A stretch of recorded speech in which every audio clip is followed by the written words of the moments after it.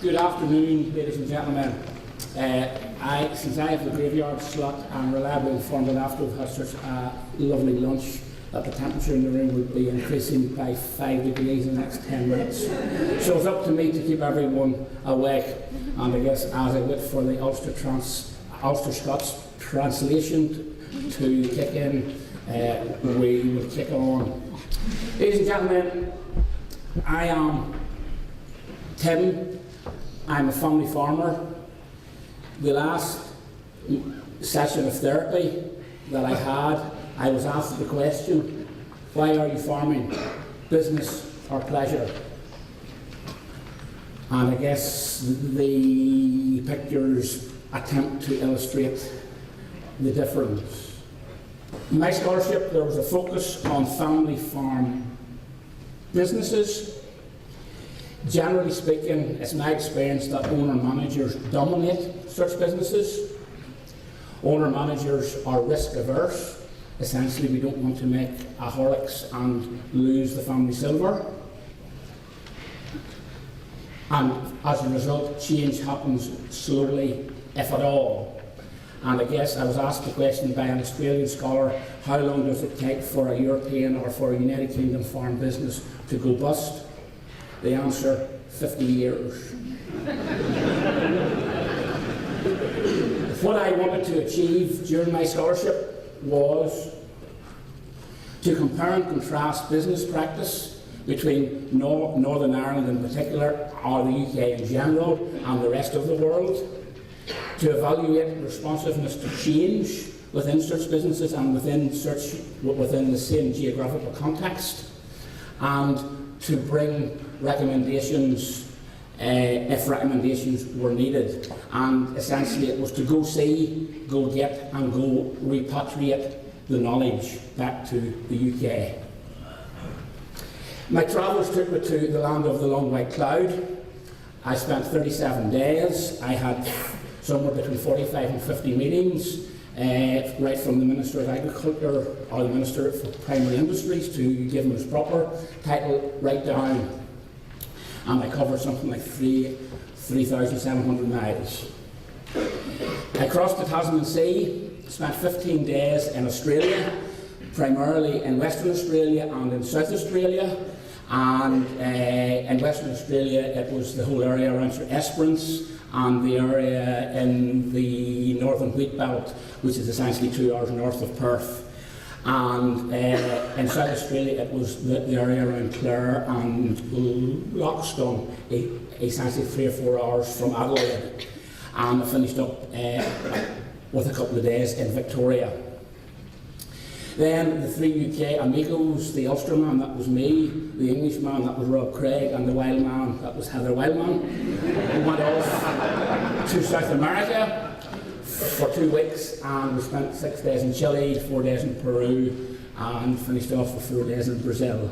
And I see Rob and Heather in the audience. It was a good trip. Study tour, the key findings. Farming, because of its emotional connection, is just that little bit different to any other retail or manufacturing business, ladies and gentlemen. All good business managers are not located in the UK or New Zealand or anywhere else. The big thing is geographical location does not matter, is not the main factor. It is the skill set of the individual that is the important aspect of things. And essentially, the fourth point, change within a farm business must happen for the right reasons. It mustn't happen because we as an owner are jumping on a bandwagon on the latest fad. It must happen for the right business reasons. I'm not an academic, so I'm not going to turn into one in the next few moments, but I discovered the Everett Rogers law of diffusion. Essentially, the bell curve that we have in front of us is essentially a measure of how all peoples, all jobs, essentially everyone in the world views or does change and change management. So we have the innovators at the extreme far side. We have the early adopters, we have the early majority, we have the late majority, and then we have the laggards. So that's how everyone in the world does change. The dotted red line, it's put there subjectively by me, because I believe that this is a picture of Northern Irish agriculture. And before anyone gets smug, it could also be a picture of farm businesses in Wales, in England, in Scotland, indeed anywhere in the world. 2012, Northern Ireland received something over £240 million of European subsidy. The Department of Agriculture have a measure called Total Income from Farming, TIF. For 2012, that figure was 142 million. Many in the room know Anne Beckett.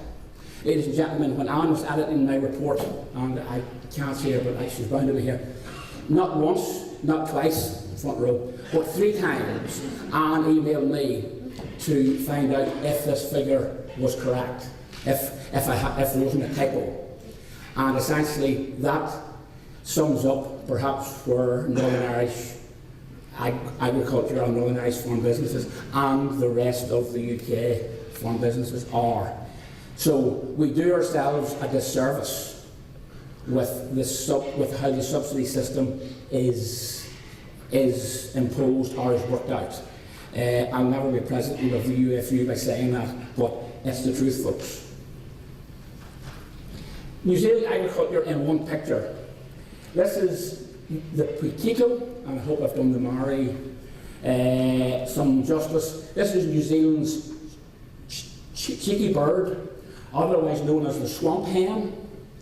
And essentially, I believe that this is a picture of New Zealand agriculture because this bird was in New Zealand before man arrived in New Zealand, or so we're told.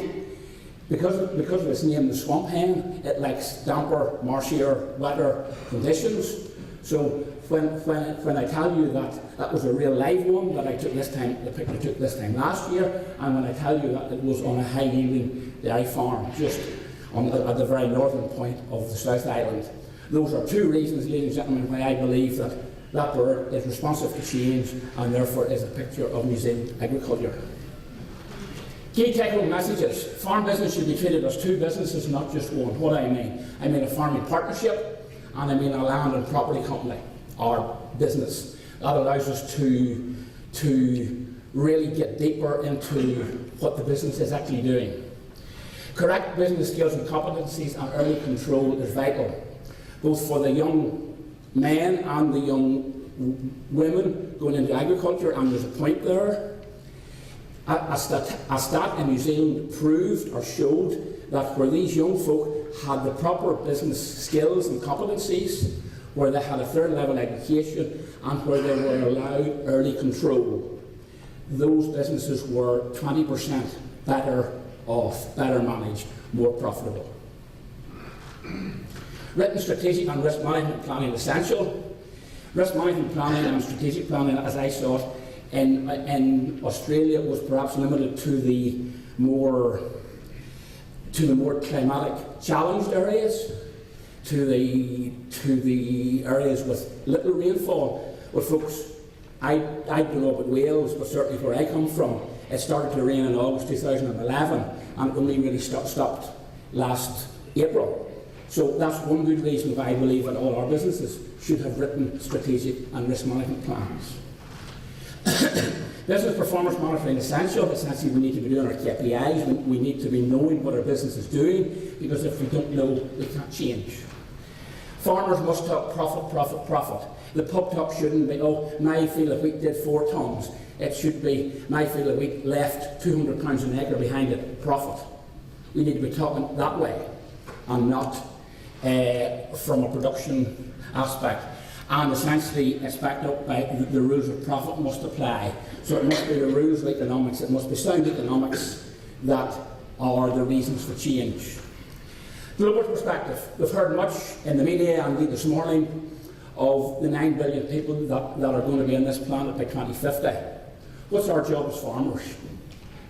We feed the world. I would suggest that the findings and some of the recommendations that I have in this report if we act upon them, we as farmers have a better chance of being there and of doing that job of feeding the world. What I would say is that, come on, let's treat farming as a business, because if we do, we have a great industry, and the best is yet to come with it. So that's the global perspective. An eternal perspective. In closing, folks, took this picture in central Christchurch, 185 chairs representing 185 people who were killed in the earthquake in February 2011. Folks, we can talk about business, but that gives an eternal perspective. Thank you.